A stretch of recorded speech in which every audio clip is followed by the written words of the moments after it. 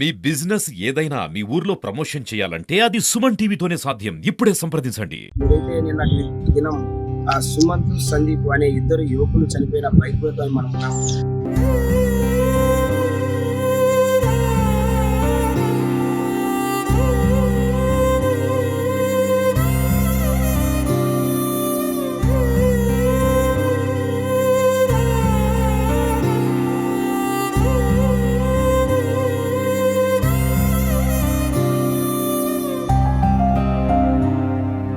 బద్వేల్ లక్ష్మీపాలెం సమీపంలోని ఓ ఇద్దరు యువకులు కూడా R15 అనే ఒక బైక్ పై కూడా బయటకు వచ్చారు. బయటకు వచ్చేసి వాళ్ళు వెళ్తూ ఉండగా ఒక పెద్ద ప్రమాదం జరిగింది.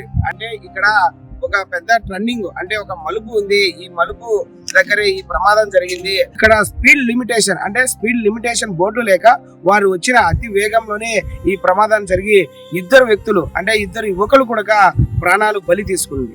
సుమంత్ సందీప్ అనే ఈ ఇద్దరు యువకులు. సుమంత్ ఇక్కడే మృతి చెందాడు. ఈ ఊరు కాదు, అంటే వారి అవ్వగారు ఊరు అగ్రహారం. తన ఊరు వచ్చేసి మైదుకూరు మండలం రాయపగారిపల్లె. అయితే పండుగ కాబట్టి పండుగకు వారి తల్లితో పాటు ఇక్కడికి వచ్చి వారు ఏదో పండుగ జరుపుకుందామని చెప్పేసి అని వారు ఆనందంగా ఉండాల్సిన సమయాన మృత్యువాత పడ్డారు. అబ్బాయి బీటెక్ పూర్తయింది, మరొక అబ్బాయి బీటెక్ చదువుతున్న వ్యక్తి. అంటే అబ్బాయి బీటెక్ పూర్తయిన అబ్బాయిది ఇప్పుడే ఈ మధ్య కాలంలోనే సాఫ్ట్వేర్ ఉద్యోగులు కూడా చేరారు. అంటే వారు అందరూ కూడా సరదాగా ఉండాల్సిన సమయాన ఇలా జరగడం అనేది చాలా బాధాకరమైన విషయం. సుమంత్ అనే వారి తండ్రి కూడా కువైట్ లో ఉన్నారు. అంటే ఆ విషయాన్ని తెలుస్తానే తన తండ్రి కూడా కువైట్ లో కన్నీరు మున్నీరైన పరిస్థితి. ఇప్పుడే ఈ రోజే వారి తండ్రి ఆ విషయం తెలుస్తానే అక్కడ కన్నీరు మున్నీరు అవుతున్నారు. తన స్నేహితులు కూడా తనను మన ఇండియాకి తీసుకొని వస్తున్నారు. అతని అంత్యక్రియల్లో కూడా తను పాల్గొనబోతున్నారు. సందీప్ అనే ఒక అబ్బాయి ఉన్నాడు. ఆ అబ్బాయి వయసు 23 సంవత్సరాలు.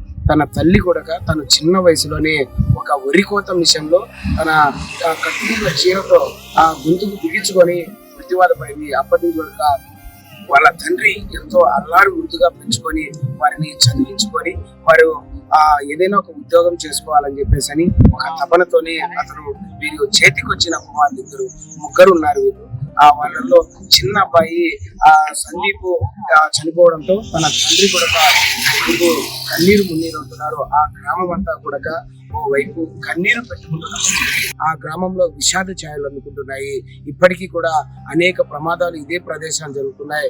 కావున ఇప్పటికైనా అధికారులు స్పందించి ఈ ప్రదేశంలో కొంత వరకు సూచిక బోర్డులను ఏర్పాటు చేసి స్పీడ్ లిమిట్ ఎంత వెళ్ళాలి అనేది కూడా బోర్డులు ఏర్పాటు చేయాలి. అలాగే ఈ కొండను కూడా వెడల్పు చేస్తే బాగుంటుందని చెప్పేసి కూడా సమీపంలోని గ్రామస్తులు కూడా మనతో పాటు బైక్ పై వెళ్తున్న కొందరు ఉన్నారు. వారి ఈ గ్రామ సమీపంలోనే వ్యక్తుల మరి బయట వ్యక్తుల అసలు ఈ ప్రమాదం ఎలా జరిగింది ఏమిటని వారిని అడిగే ప్రయత్నం. అన్న, ఇక్కడ ఈ ప్రమాదం ఎలా జరిగింది? నేను ఈ ప్రమాదము ఇక్కడి నుంచి వచ్చంటే ఆడకొచ్చాక బ్రేకులు ఫెయిల్ అయింది. బండి బ్రేక్ కల్లా బండి ఆపాలంటే చాలా ఫెయిల్ అయింది. వస్తే ఈ పక్కన ఒకటి కార్ వస్తుంది, వాని కొట్టాల్సి పోయి ఇంకా ఈ పక్క దొరుకుతుంది సైడ్ వచ్చాడు. ఆకుడేసిన తర్వాత ఇక్కడ చెప్పుకొని షీరి మీద